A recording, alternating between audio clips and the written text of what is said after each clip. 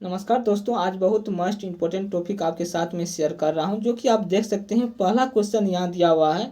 हम 1 मिनट में डैश बार सांस लेते हैं, यानी कि 16 से 18 बार सांस लेते हैं, या 30 से 20 बार सांस लेते हैं, या 100 से 110 बार सांस लेते हैं, या 400 से 8 बार सांस लेते हैं मेरे भाई। इसका आंसर की मैं बात करूँ तो इसका आंसर हो जाएगा मेरे भाई 16 से 18 बार। 1 मिनट में कितना बार सांस लेते हैं? 16 से 18 बार सांस लेते हैं मेरे भाई।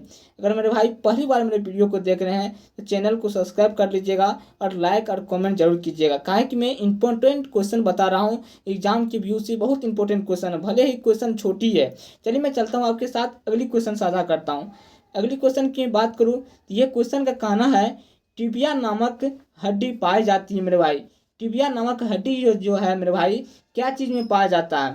तो ये पाया जाता है मेरे भाई टांग में। टिबिया नामक हड्डी किस में पाया जाता है? ये टांग में पाया जाता है मेरे भाई, टांग में पाया जाता है। इस चीज़ों को याद रखिएगा, बहुत इंपॉर्टेंट क्वेश्चन है। चलिए आपके साथ अगली क्वेश्चन साझा करता हूँ और पूरा वीडियो देखिएगा मेरे भाई। चलिए अगली क्वेश्चन में साझा करता हूँ। अगली क्वेश्चन क्या है? वह अंग जो मानव शरीर में पित्त का उत्पन्न करता है, वह कौन सा अंग है मेरे भाई जो मानव के शरीर में पित्त का उत्पन्न करता है? तो इसका आंसर हो जाएगा मेरे भाई यकृत। क्या हो जाएगा? यकृत हो जाएगा मेरे भाई। पित्ताशय गलत हो जाएगा, गुर्दा गलत हो जाएगा मेरे भाई, उसके बाद ग्रास नली ये भी गलत हो जाएगा। यानी वह कौन सा अंग है जो पित्त का उत्पन्न करता है? इसका आंसर की बात करूँ, ये हो जाएगा यकृत। पित्त का उत्पन्न कौन करता है मेरे भाई? यकृत करता है। इस चीज़ों को आपको ध्यान में रखना है। बी नंबर आंसर हो जाएगा, बी नंबर आंसर हो जाएगा। चलिए मैं चलता हूँ आपके साथ, अगली क्वेश्चन साझा करता हूँ। अगली क्वेश्चन की बात करूँ मेरे भाई, अगली क्वेश्चन है यहाँ पर दिया हुआ कि ऑप्थेल्मिक संबंधित है क्या चीज़ से? तो ये संबंधित है मेरे भाई आँख से। क्या चीज़ से संबंधित है? आँख से संबंधित है। चीज़ों को ध्यान रखिएगा। नाक से संबंधित नहीं है, जीभ से संबंधित नहीं है, मुंह से संबंधित नहीं है। दोस्तों मैं बताऊं, बहुत इंपॉर्टेंट ये क्वेश्चन है कि ये आँख से संबंधित है। चलिए मैं चलता हूँ आपके साथ, अगली क्वेश्चन साझा करता हूँ। अगली क्वेश्चन साझा करता हूँ कि मानव शरीर में कौन सा पदार्थ तत्कालिक ऊर्जा का मुख्य स्रोत होता है? मानव के शरीर में मेरे भाई कौन सा ऐसा पदार्थ है जो तत्कालिक ऊर्जा का स्रोत होता है? ऐसा कौन सा पदार्थ है मेरे भाई? ये प्रोटीन है क्या? प्रोटीन गलत हो जाएगा। खनिज लवण है क्या? खनिज लवण भी गलत हो जाएगा मेरे भाई। विटामिन है क्या? विटामिन भी गलत हो जाएगा मेरे भाई। इसकी आंसर की मैं बात करूँ तो इसका आंसर हो जाएगा कार्बोहाइड्रेट। क्या हो जाएगा आंसर? आंसर हो जाएगा कार्बोहाइड्रेट। डी नंबर आंसर हो जाएगा मेरे भाई। दोस्तों अभी तक अगर चैनल को सब्सक्राइब नहीं किए हैं तो चैनल को सब्सक्राइब कर लीजिएगा।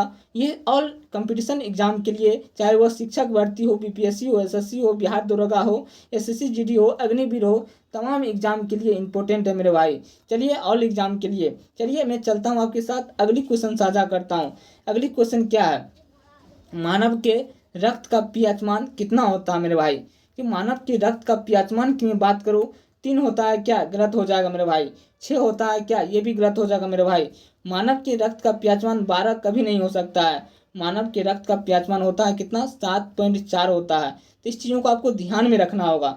चलिए मैं चलता हूँ आपके साथ, अगली क्वेश्चन साझा करता हूँ। ये भी क्वेश्चन बहुत इंपॉर्टेंट है, इसलिए वीडियो को अंत तक देखिएगा आप। देखिए इस क्वेश्चन का कहना है कि मनुष्य के हृदय की सामान्य स्पंदन गति प्रति मिनट क्या होता है मेरे भाई? मनुष्य के हृदय की सामान्य स्पंदन गति मेरे भाई प्रति मिनट क्या होता है? चलिए मैं चलता हूँ, इसका आंसर हो जाएगा मेरे भाई, इसका आंसर हो जाएगा 72। क्या हो जाएगा? 72 हो जाएगा, 72 हो जाएगा मेरे भाई। गति प्रति पर मिनट होता है 72। ये चीज़ों को ध्यान में रखना है। 100 गलत हो जाएगा, 80 गलत हो जाएगा, 64 गलत हो जाएगा, यानी कि बी नंबर आंसर सही हो जाएगा। इस चीज़ों को आपको ध्यान में रखना है। चलिए मैं चलता हूँ आपके साथ, अगली क्वेश्चन साझा करता हूँ। इस क्वेश्चन का कहना है सर्वदाता रुधिर वर्ग है। सर्वदाता रुधिर वर्ग कौन सा हो जाएगा मेरे भाई? सर्वदाता रुधिर वर्ग कौन सा हो जाएगा? ए हो जाएगा क्या? ये तो गलत हो जाएगा। बी हो जाएगा क्या? बी तो गलत हो जाएगा। ए बी भी गलत हो जाएगा। इसका आंसर हो जाएगा मेरे भाई, यानी कि डी नंबर। सर्वदाता के समूह में ये मेरे भाई ओ आता है, ओ समूह, यानी कि यही आंसर हो जाएगा रुधिर वर्ग, ओ रुधिर वर्ग, यानी कि यही सही हो जाएगा। चलिए मैं चलता हूँ आपके साथ, अगली क्वेश्चन साझा करता हूँ।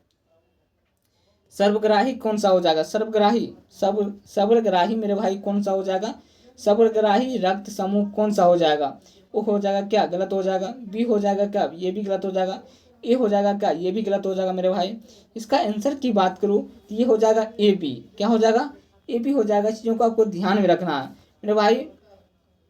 मैं आज जो भी क्वेश्चन आपको बताया हूँ ये किसी न किसी एग्जाम में पूछा गया क्वेश्चन है, किसी एग्जाम में मेरे भाई पूछा गया क्वेश्चन है और प्रीवियस क्वेश्चन है। इसीलिए अगर अभी तक चैनल को सब्सक्राइब नहीं किए हैं, चैनल को सब्सक्राइब कर लीजिएगा और लाइक कीजिएगा, सेशन को शेयर कीजिएगा। यहीं पर अपनी वाणी को विराम करता हूँ। जय हिंद, जय भारत।